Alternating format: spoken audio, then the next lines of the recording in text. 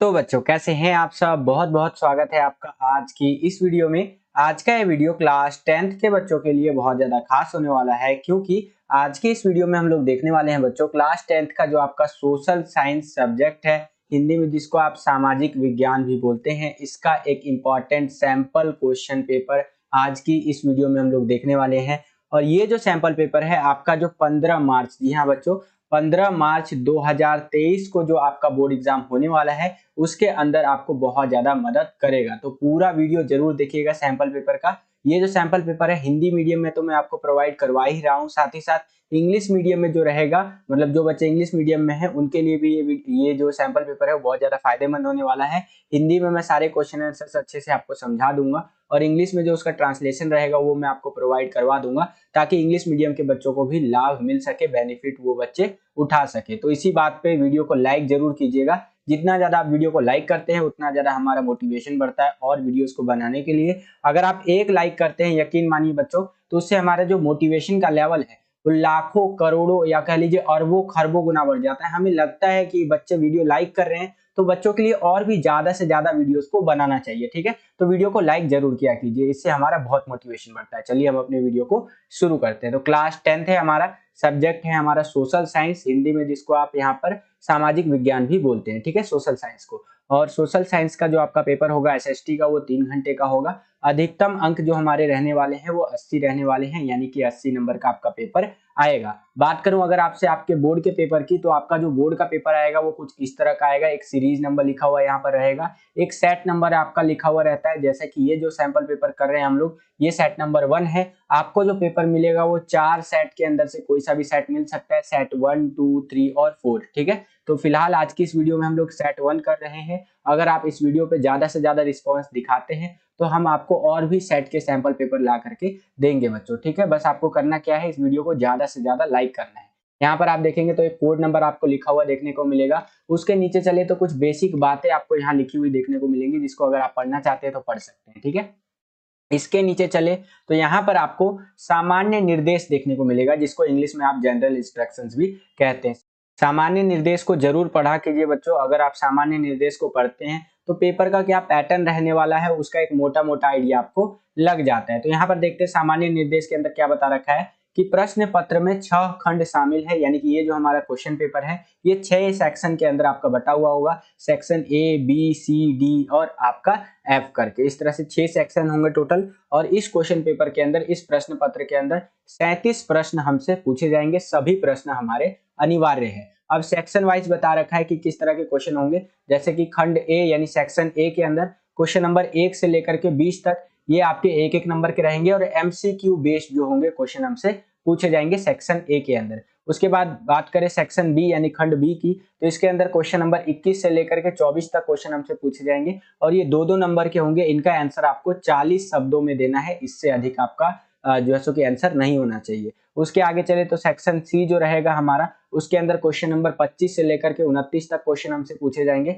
और ये जो क्वेश्चन होंगे ये 3-3 नंबर के आपके होने वाले हैं। इनका आंसर जो आपको देना है 60 शब्दों से अधिक में आपका नहीं होना चाहिए। 60 वर्ड से आपको ज्यादा बड़ा आंसर नहीं लिखना है। ठीक है, तो 60 शब्दों का वर्ड लिमिट यहाँ पर लगा रखा है सीबीएसई ने। इसके आगे चले तो हमारा सेक्शन डी रहेगा। इसके अंदर क्वेश्चन जो पूछे जाएंगे आपके 30 से लेकर के 33 तक क्वेश्चन पूछे जाएंगे, जो कि आपके दीर्घ उत्तरीय प्रकार के प्रश्न होने वाले, मतलब कि बड़े बड़े जो क्वेश्चन होंगे ये पूछे जाएंगे, 5-5 नंबर के क्वेश्चन। ठीक है, और इनका आंसर आपको 120 शब्दों में देना है, कम से कम 120 वर्ड्स के अंदर देना है, इससे अधिक में नहीं होना चाहिए। इसके आगे चले तो हमारा खंड ई रहेगा। ठीक है, बोले तो सेक्शन ई, इसके अंदर क्वेश्चन नंबर 34 से लेकर के 36 तक क्वेश्चन हमसे पूछे जाएंगे और ये जो क्वेश्चन होंगे केस स्टडी बेस्ड होंगे, केस आधारित होंगे।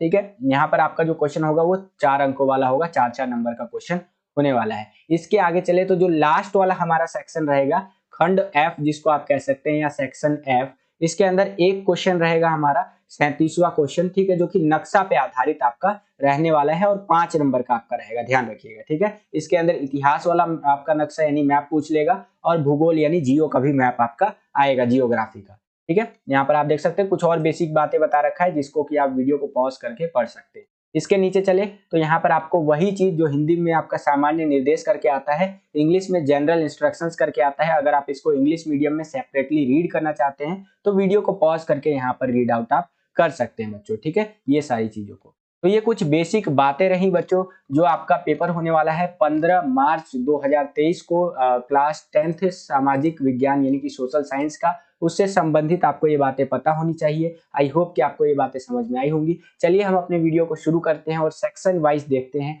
कि किस प्रकार के क्वेश्चन हमसे पूछे गए हैं और कैसे हम उनका आंसर दे सकते हैं। तो चलिए वीडियो को शुरू करते हैं। हम लोग आ गए हैं सेक्शन ए के अंदर, जिसको आप खंड ए भी बोल सकते हैं। इसके अंदर हमसे एमसीक्यू बेस्ड क्वेश्चन यहाँ पर पूछे जाएंगे बच्चों, ठीक है। टोटल 20 क्वेश्चन पूछा जाएगा, एक क्वेश्चन 1 मार्क्स कैरी करेगा। अगर आप 20 क्वेश्चन के सही आंसर दे देते हैं तो 20 नंबर आपको मिल जाएगा बच्चों। चलिए देखते हैं कि करके। पहला क्वेश्चन यहाँ पर क्या पूछ रहा है कि रहमान एक गरीब खेतीहर मजदूर है और उसे अपनी जमीन के छोटे से टुकड़े पर खेती के लिए जो है सो कि कर्ज की जरूरत है, ठीक है। ये कुछ बातें बता दिया। अब यहाँ पर क्वेश्चन पूछा कि निम्नलिखित में से कौन निश्चित रूप से उसे उचित ब्याज दर और ऋण की लचीली शर्तों की पेशकश यहाँ पर करेगा। तो कहने का मतलब ये है कि रहमान नाम का एक आदमी है जिसका जमीन का एक टुकड़ा है, ठीक है। अब उसको क्या करना है भैया, उसको खेती करने के लिए कर्जा का जरूरत है, पैसा चाहिए उसको। तो पैसा चाहिए तो इस जमीन के टुकड़े पर उसको क्या चाहिए भैया, यहाँ पर वो कर्जा लेना चाहता है, क्योंकि भैया उसको खेती करना है तो वो चाहता है इस पर कर्जा लेना। तो उसको यहाँ पर जो कर्जा मिलेगा तो कौन सा ऐसा संस्थान है या कहाँ पर वो जाएगा जहां पर उसको लचीले दरों पर यानी फ्लेक्सिबल कह सकते हैं, जो आपका होता है ना वो ब्याज जो होता है इंटरेस्ट रेट होता है, उस पर उसको यहाँ पर लोन मिल जाएगा, कर्जा मिल जाएगा, ठीक है। तो अगर वो जाएगा भैया गांव का साहूकार के पास, तो गांव का साहूकार क्या होगा, बोलेगा भैया मैं तेरे को यहाँ पर 10,000 रुपए यहाँ पर क्या दे रहा हूँ, यहाँ पर तेरे को उधार कर्जा दे रहा हूँ, लेकिन भैया 3% या 5% ब्याज के साथ मैं तेरे को ये कर्जा दूंगा, ठीक है। तो यहाँ पर तो उसको फ्लेक्सिबल रेट पे पैसा नहीं मिला, ठीक है। यहाँ पर वो कहाँ जाएगा, यहाँ पर वो जाएगा सहकारी समिति के पास। सहकारी समिति बोले तो आपका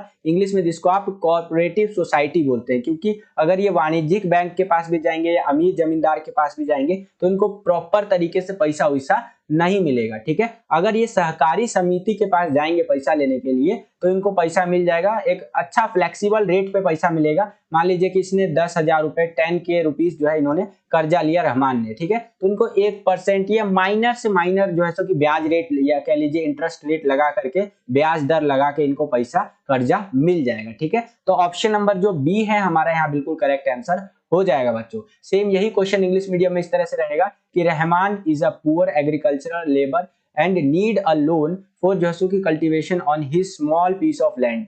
तो यानी उसको खेती के लिए यहाँ पर पैसा चाहिए, तो उसको कहाँ पर, यहाँ पर कह लीजिए फार इंटरेस्ट रेट पर उसको या फ्लेक्सिबल टर्म पर यहाँ क्रेडिट मिलेगा, तो वो मिलेगा कोऑपरेटिव सोसाइटी के अंदर। आई होप कि आपको ये क्वेश्चन समझ में आया होगा। तो ऑप्शन नंबर बी हमारे यहाँ बिल्कुल करेक्ट आंसर हो जाएगा। अगला क्वेश्चन देखिए, दूसरा क्वेश्चन क्या पूछ रहा है कि निम्नलिखित में से कौन सा समाचार पत्र बाल गंगाधर तिलक द्वारा शुरू किया गया था।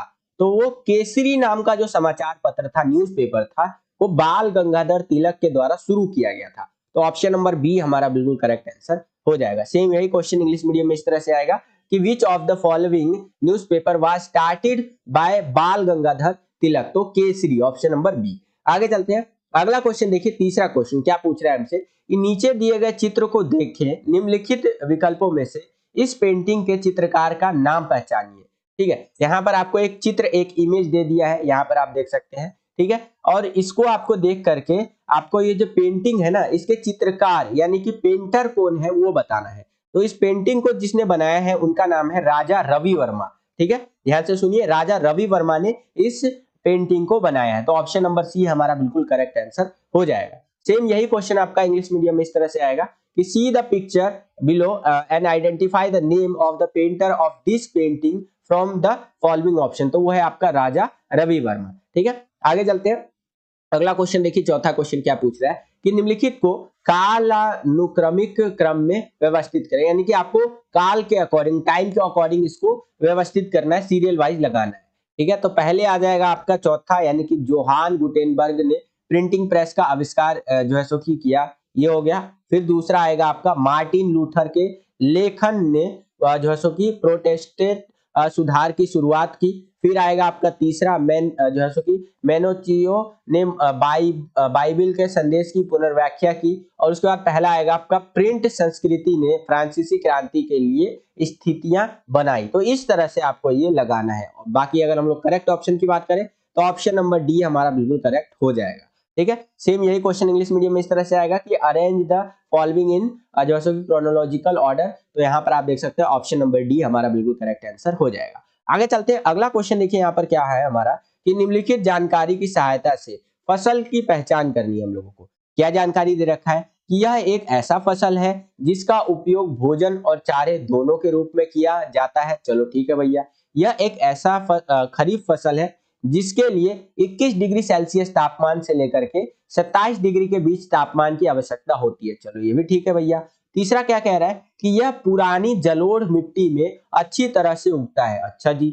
और अगला है फोर्थ वाला कि आधुनिक के उपयोग ने या टेक्नोलॉजी के उपयोग ने इस फसल के उत्पादन को बढ़ाने में योगदान दिया है। ठीक है, तो वो फसल कौन सा है? तो वो फसल आपका मक्का हो जाएगा, कॉर्न जो होते हैं आपके। ठीक है, तो ऑप्शन नंबर बी आपका बिल्कुल करेक्ट आंसर हो जाएगा। सेम यही क्वेश्चन इंग्लिश मीडियम में आपका इस तरह से आएगा कि identify the crop with the help of the following information. तो यहाँ पर आपको इन्फॉर्मेशन दे दिया, सेम वही इन्फॉर्मेशन इंग्लिश में है और इसका आंसर होगा आपका ऑप्शन नंबर बी कॉर्न। ठीक है, आगे चलते हैं। अगला क्वेश्चन देखिए बच्चों, छठा क्वेश्चन यहाँ पर क्या पूछ रहा है हमसे कि वनों का निम्नलिखित में से कौन सा विवरण सही नहीं है। ठीक है, अगर इंग्लिश में बात करूं तो इस तरह से रहेगा कि which of the following description of forest is not correct, यानी कि वनों के बारे में कौन सा ऐसा डिटेल या विवरण है जो सही नहीं है। तो ऑप्शन नंबर डी करेक्ट हो जाएगा। लकड़ी के उत्पादन के लिए स्थानीय वन आरक्षित और जो है कि अवगीकृत बन गए हैं। ठीक है, या वन हो गए इस तरह से।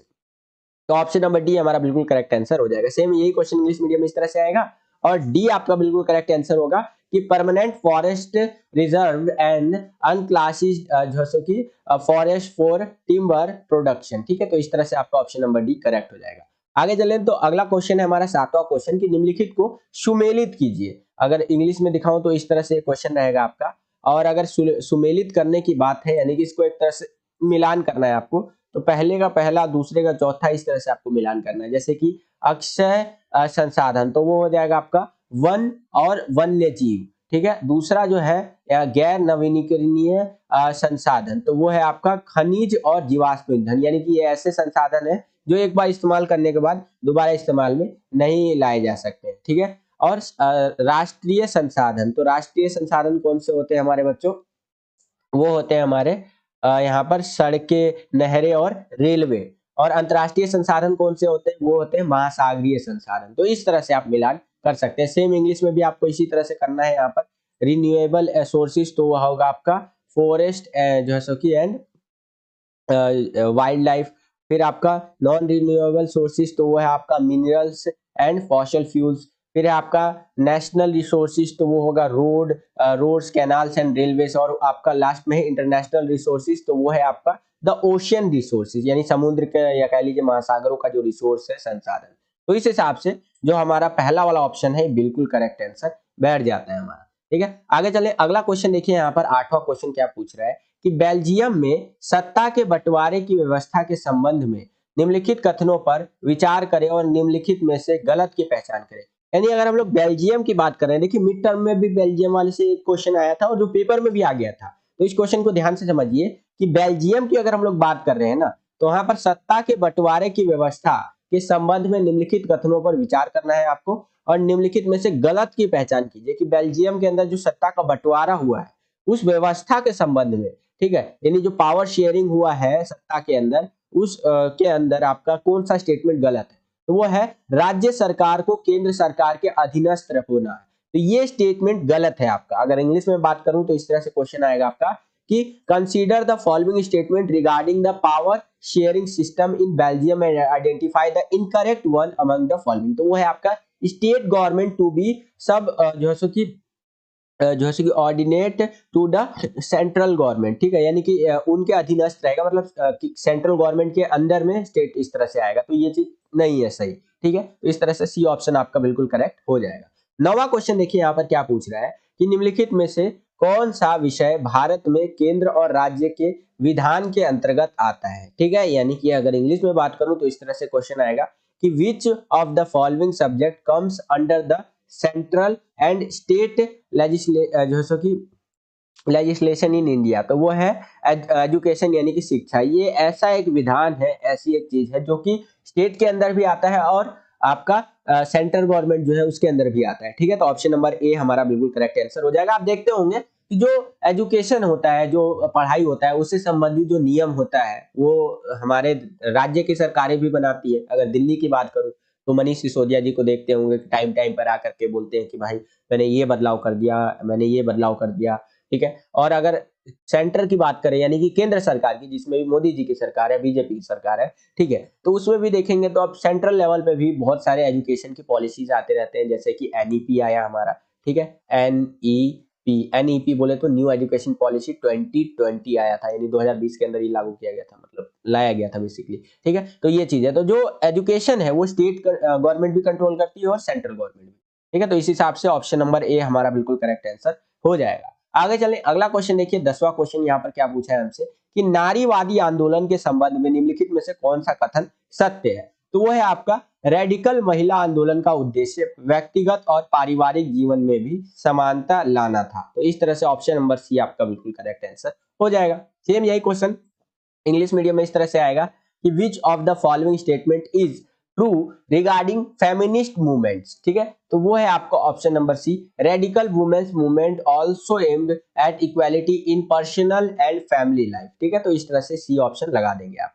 आगे चले, अगला क्वेश्चन देखिए, निम्नलिखित युग्मों में से कौन सा एक सही सुमेलित है। तो सही कौन सा मेल खाता है इसमें से, तो ऑप्शन नंबर ये जो पहला वाला दे रखा है ये सही है, भारतीय जनता पार्टी राष्ट्रीय जनतांत्रिक गठबंधन यानी एनडीए है ये। ठीक है, एनडीए से बच करके यहाँ पर जो है कि बीजेपी बनता है। तो ये जो पहला वाला है बिल्कुल करेक्ट हो जाएगा। सेम यही इंग्लिश में इस तरह से है, Bharatiya Janata party and national जो है सो कि डेमोक्रेटिक अलायंस। आगे चलते हैं, अगला क्वेश्चन देखिए, 12वां क्वेश्चन क्या है यहाँ पर हमारा कि दोनों यहाँ पर आपको एक कथन और एक कारण दे दिया है और फिर आपको बताना है कौन सही है कौन गलत है, कौन सही व्याख्या करता है कौन नहीं करता है। तो यहाँ पर कथन यहाँ पर क्या है उसको देखिए पहले, यानी जो दावा किया जा रहा है कि लोकतंत्र एक जवाबदेही, उत्तरदायी और वैध सरकार है। बिल्कुल सही है, लोकतंत्र एक ऐसा चीज होता है जिसमें कि जवाब भी दिया जाता है और उत्तरदायी भी होता है काम के प्रति। मान लीजिए हमारे यहाँ पे गवर्नमेंट है, अगर काम नहीं करेगा तो हम उससे जवाब मांगेंगे क्यों काम कर रहा है भाई। वही नॉर्थ कोरिया में चले जाइए, वो नॉर्थ कोरिया में वो जो मोटू पगला किंग जोंग उन है, उससे वो काम नहीं करेगा, रोड वोड नहीं बनवाएगा, आप उनसे पूछने गए कि भाई काम उम क्यों नहीं कर रहा है, या वहां की जनता मान लीजिए उससे पूछने गए कि भाई तू काम उम क्यों नहीं कर रहा है, वो बोलेगा हमसे हमसे सवाल पूछेगा, हम यहाँ के राजा भाई भाई हम राजा है यहाँ के, मारेंगे अभी दो तबला भागिए जाएगा यहाँ से। ठीक है, तो ये चीज है, लेकिन यहाँ पे ऐसा नहीं हो सकता। यहाँ पर हम लोग अगर पूछेंगे भाई, हमारे पास आरटीआई है, राइट टू इन्फॉर्मेशन, सूचना का अधिकार है हमारे पास, हम पूछ सकते हैं भाई ये सड़क क्यों नहीं बनी, कितना बजट आया इस सड़क को बनाने में, हमारे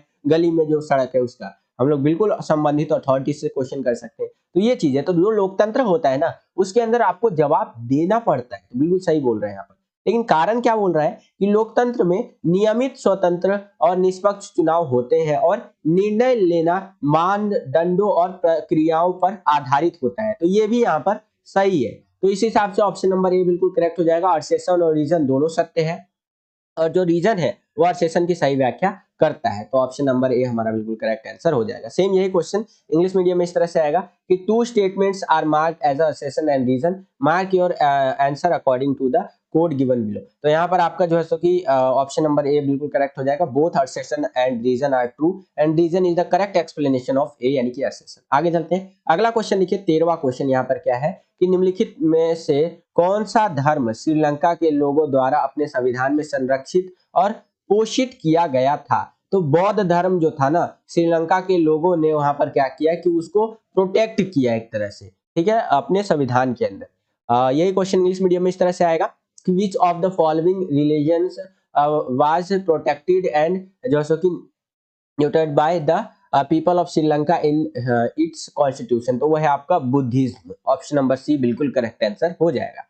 आगे चलते हैं, अगला क्वेश्चन देखिए यहाँ पर 14वां क्वेश्चन कि दिए गए आंकड़ों को पढ़कर ज्ञात कीजिए कि किस राज्य के बच्चों ने अधिकतम प्राथमिक शिक्षा प्राप्त की है। अब यहाँ पर आप देख सकते हैं ये आपके सामने एक डाटा दे दिया है जिसके अंदर स्टेट के बारे में बता रखा है, पर कैपिटा इनकम दे रखा है और इन्फेंट मोर्टेलिटी यानी कि जो मर जाते हैं बच्चे पैदा होते हैं उनके बारे में बता रखा है, लिटरेसी रेट बता रखा है, और इस तरह से कुछ और चीजें बता रखा है। तो यहाँ पर अगर आप देखेंगे तो यहाँ पर आपको सबसे ज्यादा जो पढ़े लिखे पाएंगे वो पाएंगे आपके केरल के अंदर, ठीक है। यहाँ पर केरला जिसको आप कह सकते हैं 83, सोचिए 83 यहाँ पर, ठीक है। 2017 और 18 का यहाँ पर लिटरेसी रेट बता रखा है, ये देखिए 94, ठीक है। इधर ये नॉट अटेंडिंग रेशियो पर 100% सेकेंडरी स्टेज, ठीक है। तो ये नॉट अटेंडिंग रेशियो है, यहाँ पर इसको छोड़िए, यहाँ पर 94 है आपका, ये यहाँ पर देखेंगे तो लिटरेसी रेट जो दे रखा है 2017 और 18 के अकॉर्डिंग, तो जो पढ़े लिखे लोगों की संख्या 94% है। और आप केरल में चले भी जाइए, वहां पर ज्यादातर लोगों को इंग्लिश आती है, सोचिए, ठीक है। तो इस हिसाब से आपका ये जो केरल है बिल्कुल करेक्ट आंसर हो जाएगा। जो यहाँ पर आप देख भी सकते हैं ऑप्शन नंबर डी केरल, ठीक है। आगे चलते हैं, अगला हमारा देखिए, निम्नलिखित आंकड़ों को पढ़िए और निम्नलिखित में से उपयुक्त विकल्प का चयन कीजिए। तो ये आपको एक आंकड़ा दे दिया है, एक डेटा दे दिया है। अब इस डेटा को आपको ध्यान से समझना है और इसके बेसिस पे जो क्वेश्चन पूछा है उसका आंसर देना है। तो यहाँ पर डेटा है उत्तर प्रदेश के ग्रामीण जनसंख्या की शैक्षिक उपलब्धि के ऊपर। अगर इंग्लिश में बात करूं तो educational achievement of rural population of Uttar Pradesh. तो एजुकेशनल कितना मतलब अचीवमेंट किया, यानी कि शिक्षा कितना ग्रहण कर पाए ग्रामीण लोग उत्तर प्रदेश के, तो उसके बारे में बता रखा है। तो देखिए ग्रामीण आबादी के लिए साक्षरता दर है 76% पुरुष का और महिलाओं का 54%। और अगर हम लोग बच्चों की बात करें जो 10 से 14 वर्ष की आयु तक के ग्रामीण बच्चे हैं, उन लोगों ने पुरुषों की अगर हम लोग बात करें तो 90% बच्चे जो है वो लोग एजुकेटेड है और 87% महिलाएं एजुकेटेड। 10 से 14 वर्ष आयु के ग्रामीण बच्चों का स्कूल में भाग लेने का प्रतिशत देखें, यानी कि कितने बच्चे स्कूल जाते हैं, तो वो है लड़कियों की अगर हम लोग बात करें तो 82%, लड़कियों की बात करें तो सॉरी लड़कों की बात करें तो 85% और लड़कियों की बात करें तो 82%, ठीक है। तो यहाँ पर देखिए क्या पूछा है कि कितने प्रतिशत लड़कियां स्कूल नहीं जा रही हैं। तो अगर हम लोग गुना भाग यानी कि जोड़ घटा करके निकाले तो वो आएगा 18%। What percent of girls are not going to school, तो 18%। यहाँ पर आप देख भी सकते हैं इस तरह से, ऐसे जितने यहाँ पर 82 है तो 100 में से 82 माइनस कर लीजिए तो 18 आ जाएगा आपका। तो 18% नहीं जा रही है, सेम यही है तो 18% इंग्लिश में भी होगा। आगे चले, अगला क्वेश्चन देखिए, यहाँ पर 16वां क्वेश्चन क्या पूछ रहा है कि निम्नलिखित विकल्पों में से विषम का पता लगाइए, ठीक है। यानी कि जो अल्टरनेटिव है वो है आपका भारतीय रेलवे, जेट एयरवेज और दूरदर्शन और मेट्रो। तो ये आपका विषम है, ठीक है। यही सेम क्वेश्चन इंग्लिश मीडियम में इस तरह से आएगा कि find the odd one out from the following जैसे कि अल्टरनेटिव। तो वो आपका होगा Indian railways, jet Airways, Doordarshan and metro, ठीक है। आगे चलते हैं, अगला क्वेश्चन देखिए 17वां क्वेश्चन। यहाँ पर आपको सेक्टर यानी क्षेत्र दे रखा है और जैसे कि यहाँ पर यूज दे रखा है, ठीक है, यानी कि इस्तेमाल किया गया मानदंड। तो यहाँ पर सेक्टर है प्राथमिक, माध्यमिक और तृतीय, यानी कि प्राइमरी, सेकेंडरी और जो है कि इस तरह से। यहाँ पर क्या किया गया, आर्थिक गतिविधियों की प्रकृति देखने को मिली है। उस हिसाब से संगठित और असंगठित यानी ऑर्गेनाइज और अनऑर्गेनाइज सेक्टर की अगर हम लोग बात करें तो वहां पर क्या देखने को मिलेगा, हमें वो देखने को मिलेगा रोजगार गतिविधियों की प्रकृति, ये हमें यहाँ पर देखने को मिलेगी, ठीक है। तो ऑप्शन नंबर ए हमारा बिल्कुल करेक्ट आंसर हो जाएगा बच्चों। आगे चलते हैं, अगला क्वेश्चन देखिए, 18वां क्वेश्चन देखिए बच्चों क्या पूछ रहा है हमसे कि नीचे दी गई जानकारी को पढ़ें और सही विकल्प का चयन करें, ठीक है। यहाँ पर आपको 2-3 लाइनों के अंदर, 2-2.5 लाइनों के अंदर कुछ बातें बता रहा है, उसको समझना है और उसके बेसिस पे जो क्वेश्चन का आंसर लगता है आपको कि होना चाहिए उसको सिलेक्ट करके लिखना है। क्या क्वेश्चन का यहाँ पर मतलब दे रखा है जानकारी कि रोहन ने 12% ब्याज दर पर घर खरीदने के लिए बैंक से 5 लाख रुपए का कर्जा लिया। चलो ठीक है भाई, रोहन नाम का एक लड़का है जिसने 12% के ब्याज रेट पर यानी कि इंटरेस्ट रेट पर, ठीक है, घर खरीदने के लिए बैंक से 5 लाख रुपए का कर्ज लिया, ठीक है। उसे नए घर के जैसे कि कागजात और वेतन रिकॉर्ड बैंक में जमा करने होंगे। इस प्रक्रिया को क्या कहते हैं, तो इसे कहते हैं बच्चों सरपार्श्विक, ठीक है। हिंदी में थोड़ा सा वैसा है संपार्श्विक, ठीक है, पार्श्विक इस तरह से। इंग्लिश में अगर मैं बात करूं तो कोलैटरल बोलते हैं इसको।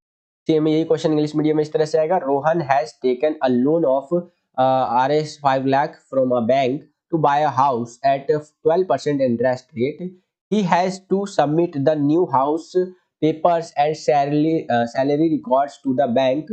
What is the process called? तो वो होता है आपका कोलैटरल। ऑप्शन नंबर बी हमारा बिल्कुल करेक्ट आंसर हो जाएगा। अगला क्वेश्चन देखिए 19वां क्वेश्चन, यहाँ पर क्या पूछा है कि निम्नलिखित अंतरराष्ट्रीय एजेंसियों जो है में से कौन सा देश मुक्त व्यापार और आपसी व्यापार पर काम करने की अनुमति देता है, तो वो है आपका विश्व व्यापार संगठन WTO। देखिए अगर हम मान लीजिए कि आप जो है एक नॉर्मल आदमी है, वैसे तो आप एक नॉर्मल आदमी ही है, मैं क्या बोल रहा हूँ, खैर आपका नाम मान लीजिए ए है, ठीक है, और आप लोकली आप किसी शॉप पर गए और कोई भी सामान खरीद के ले आए, कोई दिक्कत वाली बात आपके लिए नहीं है। लेकिन फॉर एग्जांपल आपको इंटरनेशनली कुछ खरीदना है, ठीक है, किसी देश को इंटरनेशनली कुछ खरीदना है। फॉर एग्जांपल मान लीजिए हम लोगों को रशिया से, आर से रशिया, आई से इंडिया, ठीक है, तो रशिया से कुछ खरीदना है, फॉर एग्जांपल तेल खरीदना है, ऑयल खरीदना है, ठीक है, तो जो हम लोग तेल खरीदेंगे या कोई और प्रोडक्ट जो है वो खरीदेंगे, तो ऐसे ही नहीं गए और खरीद कर लेकर आ गए, ठीक है, उसके लिए प्रॉपर रूल्स होते हैं,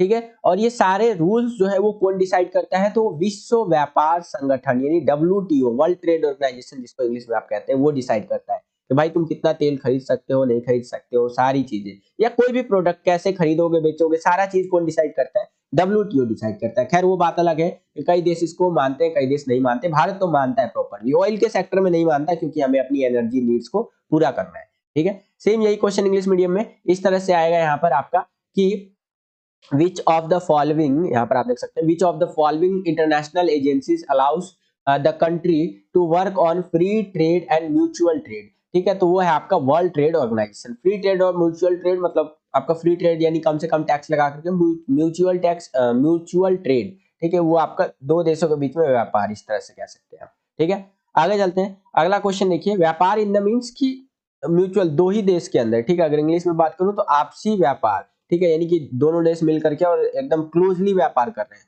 और यहाँ पे मुक्त व्यापार की अगर हम लोग बात करें तो उसमें कम से कम टैक्स लगाया जाता है। अगला क्वेश्चन देखिए, 20वां क्वेश्चन क्या है कि वैश्वीकरण के बारे में सही कथन की पहचान करनी है, यानी जो वैश्वीकरण होता है, ग्लोबलाइजेशन होता है, उसके बारे में जो सही कथन है, करेक्ट स्टेटमेंट है, वो क्या है।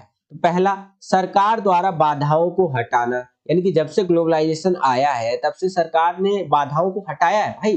फॉर एग्जाम्पल आप देखेंगे तो मैं आपको एक बहुत बढ़िया एग्जांपल बताता हूँ, जैसे कि आप जो ये वीडियो देख रहे हैं, मोस्ट प्रोबेबली आप ये MI के फोन से देख रहे होंगे, रियलमी के फोन से देख रहे होंगे, ओप्पो के फोन से देख रहे होंगे, या फिर शाओमी के फोन से देख रहे होंगे, अगर बहुत ही अमीर है भाई तो एप्पल के फोन से देख रहे होंगे भाई, ठीक है, या फिर वन प्लस के फोन से देख रहे होंगे, या और भी कोई फोन XYZ आपके पास हो सकता है, ETC, ठीक है। ये सारे के सारे फोन इंडिया के थोड़ी ना है, सारे फॉरेन के भाई। एप्पल आप अमेरिका का है, वन प्लस चाइनीज है, MI चाइनीज है, रियलमी, ओप्पो, शाओमी, ये सब चाइनीज कंपनी। तो ये आपके हाथ में आया कैसे भाई, ये 1990 जो है सो कि 1 से पहले आपके हाथ में नहीं आ सकता था, बिल्कुल भी नहीं, लेकिन अभी है आपके हाथ में। तो ये सारा का सारा पॉसिबल हो पाया है वैश्वीकरण के कारण, ग्लोबलाइजेशन के कारण। जब जो है सो कि हमारे देश ने ग्लोबलाइजेशन अपनाया तो सरकार ने लाइसेंस राज खत्म किया। पहले कंपनी, अगर दूसरे देश की कंपनी हमारे देश में आती थी तो उसको लाइसेंस लेना पड़ता था, लाइसेंस आज भी लेना पड़ता है, लेकिन अब जो है काफी बाधाओं को सरकार ने हटा दिया है। तो यहाँ पर अगर हम लोग वैश्वीकरण के बारे में बात कर रहे हैं तो सरकार द्वारा बाधाओं को हटाया जाता है, पहला स्टेटमेंट बिल्कुल सही है। दूसरा स्टेटमेंट क्या कह रहा है कि विदेशी कंपनियों को फैक्ट्रियां लगाने की इजाजत दी जाती है। बिल्कुल विदेशी कंपनियां फैक्ट्री लगाती है भाई, आप देखिए MI का फैक्ट्री आपको इंडिया में देखने को मिलेगा, बाहर दूसरे देशों की जो फैक्ट्रियां है, एप्पल भी अब इंडिया में बनता है, एप्पल का मोबाइल, बहुत सारी चीजें इंडिया में बनती है जो दूसरे देशों की कंपनियां बनाती है, ठीक है, तो ये बिल्कुल सही है। अगला है यहाँ पर स्टेटमेंट कि सभी कंपनियों को अपने निवेश बढ़ाने में सक्षम बनाया, ठीक है, तो ये स्टेटमेंट कुछ मैच यहाँ पर नहीं किया, ठीक है। अगला स्टेटमेंट है आपका कि विदेशी विनिवेश और विदेशी व्यापार को कम किया, तो ये स्टेटमेंट भी कुछ सही मैच नहीं बैठा, ठीक है। तो यहाँ पर वैसे थर्ड स्टेटमेंट कहीं ना कहीं सही हो सकता है, लेकिन मोस्ट प्रोबेबली अगर हम लोग सही स्टेटमेंट की बात करें तो पहला और दूसरा ही होना चाहिए, ठीक है। यहाँ पर इस तरह से आप लिख सकते हैं। सेम यही क्वेश्चन इंग्लिश मीडियम में इस तरह से आएगा कि identify the correct statement about globalisation to removal of barriers by the government and foreign companies allowed to set up factories in any country, ठीक है, for what, for इसलिए क्योंकि ग्लोबलाइजेशन आ गया, तो इस हिसाब से आपका ऑप्शन नंबर ए बिल्कुल करेक्ट आंसर हो जाएगा। आगे चलते हैं, अब हम लोग आ गए हैं सेक्शन बी के अंदर, यहाँ पर आप देख सकते हैं यानी खंड बी के अंदर, जिसके अंदर हमसे अति लघु उत्तरीय प्रकार के जो प्रश्न है वो पूछे जाएंगे, दो दो नंबर के जो क्वेश्चन है पूछे जाएंगे हमसे, और ये दो दो नंबर के क्वेश्चन कितने जो है सो कि आपको शब्दों में इसका आंसर देना है, कितने वर्ड्स के अंदर, तो कम से कम इसका आंसर देना है आपको 40 वर्ड्स के अंदर, 40 शब्दों में कम से कम आपको इसका उत्तर देना है, ठीक है। तो चलिए देखते हैं कि करके कि किस तरह से हमसे क्वेश्चन पूछा गया है और कैसे आप इसका आंसर दे सकते हैं। तो दो दो नंबर के क्वेश्चन है। पहला क्वेश्चन है कि किन्हीं दो कारणों का विश्लेषण कीजिए जो 1929 के दौरान अमेरिका में महामंदी के लिए उत्तरदायी थे। 1929 के अंदर जो अमेरिका के अंदर जो महामंदी आया, रिसेशन आया, ठीक है, एक तरह से आप कह लीजिए यहाँ पर ग्रेट डिप्रेशन जिसको या रिसेशन जो भी कह लीजिए, तो उसके लिए क्या कारण जिम्मेदार थे? तो उसके लिए जिम्मेदार थे कृषि जो है सो कि अति उत्पादन एवं समस्या बन रही थी और कृषि कीमतों में गिरावट से इसे और जो है सो कि बदतर बना दिया गया। और जैसे ही कीमतों में गिरावट आई, कृषि आय में गिरावट आई, किसानों ने उत्पादन का विस्तार करने और बाजारों में बड़ी मात्रा में उपज लाने की कोशिश की, लेकिन इससे कीमतों में गिरावट आई। तो ये कुछ कारण थे। साथ ही साथ आप और भी यहाँ पर कारण देख सकते हैं। लगभग यहाँ पर 5 कारण यहाँ लिखे हुए हैं। 5 में से कोई भी 2 आप अच्छे से एक्सप्लेन करके लिख देंगे तो इजीली आपको जो है सो कि नंबर जो 2 नंबर है वो मिल जाएंगे। कोई और अन्य प्रासंगिक बिंदु भी आप लिख सकते हैं, मतलब एनसीईआरटी को आधार बना करके आपने जो पढ़ा है एनसीईआरटी बुक को, उसके बेसिस पे आप जो है और इसमें पॉइंट्स ऐड कर सकते हैं। ठीक है, तो इस तरह से इस क्वेश्चन का आंसर आपको लिखना है। सेम यही क्वेश्चन इंग्लिश मीडियम में इस तरह से आएगा कि analyse any two factors which were responsible for the great depression in America during 1929। तो ये कुछ इस टाइप से आपको इंग्लिश मीडियम में आंसर लिखना है। सेम वही आंसर रहेगा, बस मीडियम बदल जाएगा, इंग्लिश हो जाएगा आपका। ठीक है, तो यहाँ पर आप अपनी स्क्रीन पर देख सकते हैं बच्चों, इस प्रकार से आपको आंसर लिखना है। ठीक है, आगे चलते हैं। अगला क्वेश्चन देखिए, 22वां क्वेश्चन कि उन प्रावधानों का उल्लेख कीजिए जो भारत को एक धर्मनिरपेक्ष देश बनाता है या राष्ट्र बनाता है, कुछ भी कह लीजिए। ठीक है, तो क्या है जो हमारे देश को धर्मनिरपेक्ष देश बनाते हैं? मतलब हम लोग किसी एक धर्म को बढ़ावा नहीं देते, हम लोग बोलते हैं कि सारे धर्म समान है। ठीक है, तो उसकी हमें चर्चा करनी है। तो क्या लिख सकते हैं आप कि भारतीय राज्य के लिए कोई आधिकारिक धर्म नहीं है, हमारा संविधान किसी धर्म को विशेष दर्जा नहीं देता है। बहुत बड़ी बात बोली है भाई यहाँ पर।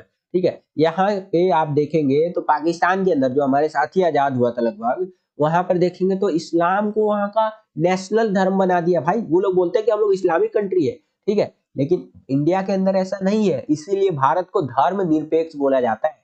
साथ ही साथ ये भी आप देख सकते हैं कि संविधान सभी व्यक्तियों और समुदायों को किसी भी धर्म को मानने, अभ्यास करने और प्रचार करने या किसी का पालन न करने की स्वतंत्रता प्रदान करता है। ठीक है, तो संविधान कहता है कि आप किसी भी धर्म को मानो भाई, कोई दिक्कत वाली बात नहीं है। कोई भी धर्म का आप प्रयास करो, यानी कोई भी धर्म को मानो, पूजा पाठ करो या जो भी आपको करना है कर सकते हो, कोई दिक्कत वाली बात नहीं है। और उसी प्रकार से कुछ और बातें भी यहाँ पर बता रखी है। केवल 2 पॉइंटों में कम से कम आपको एक्सप्लेन करना है ताकि 2 नंबर आपको इजीली मिल जाए। ठीक है, कुछ और बातें बता रखी है जो कि आप चाहे तो लिख सकते हैं। आगे चलते हैं।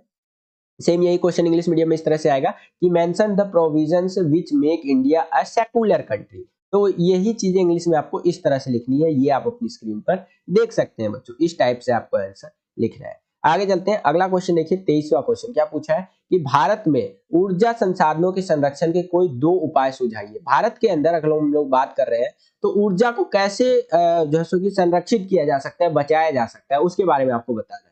ठीक है, तो समझते हैं थोड़ा सा। अगर इंग्लिश में बात करूं तो सजेस्ट एनी 2 वेज टू जो है सो कि कंजर्व इन जो है सो कि एनर्जी रिसोर्सेज इन इंडिया।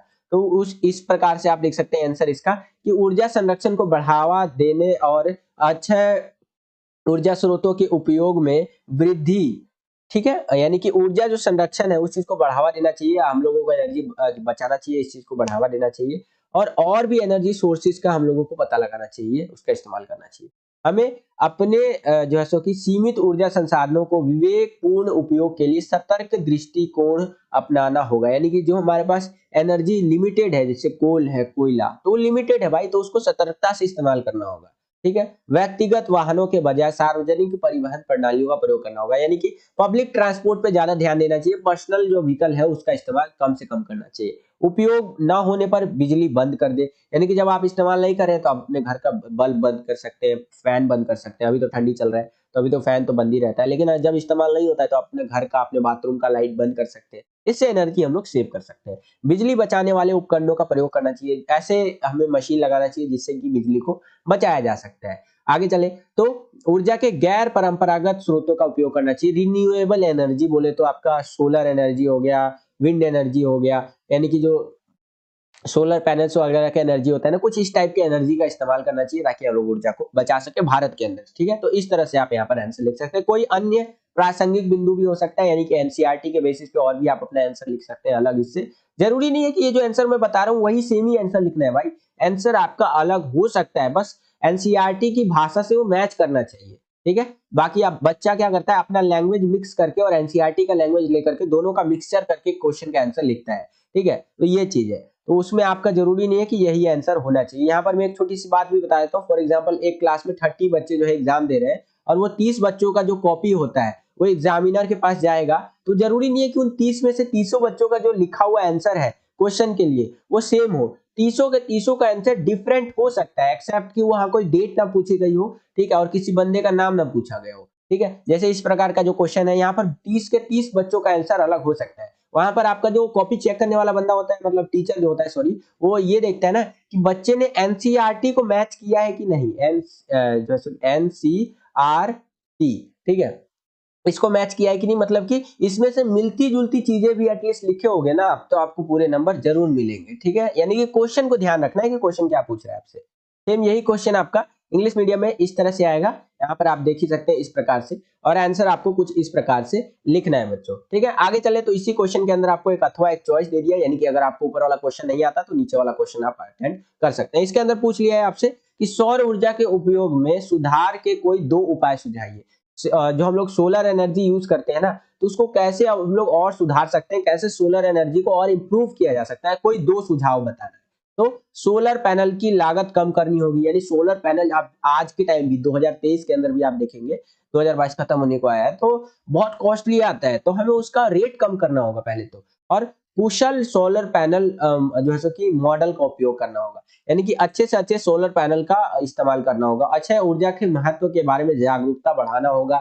आसान स्थापना प्रक्रिया, यानी कि इंस्टॉलेशन इसका आसान करना होगा, ठीक है। उच्च सादृक जो है यहाँ पर फोटो वोल्टिक यानी कि सीपीवी सेल वाले पैनल खरीदने होंगे, ठीक है। छायांकित क्षेत्रों में सोलर पैनल लगाने से बचना होगा जहां पर सूरज का एनर्जी नहीं आता है। तो ये कुछ तरीके हैं जिससे हम लोग सौर ऊर्जा जो है उसका, यानी कि सोलर एनर्जी है, उसको और ज्यादा इंप्रूव कर सकते हैं। सेम यही क्वेश्चन इंग्लिश मीडियम में इस तरह से आएगा कि suggest any 2 ways to improve the use of solar energy, ठीक है। तो कुछ इस प्रकार से आंसर आपको लिखना है बच्चों, यहाँ पर आप देख सकते हैं।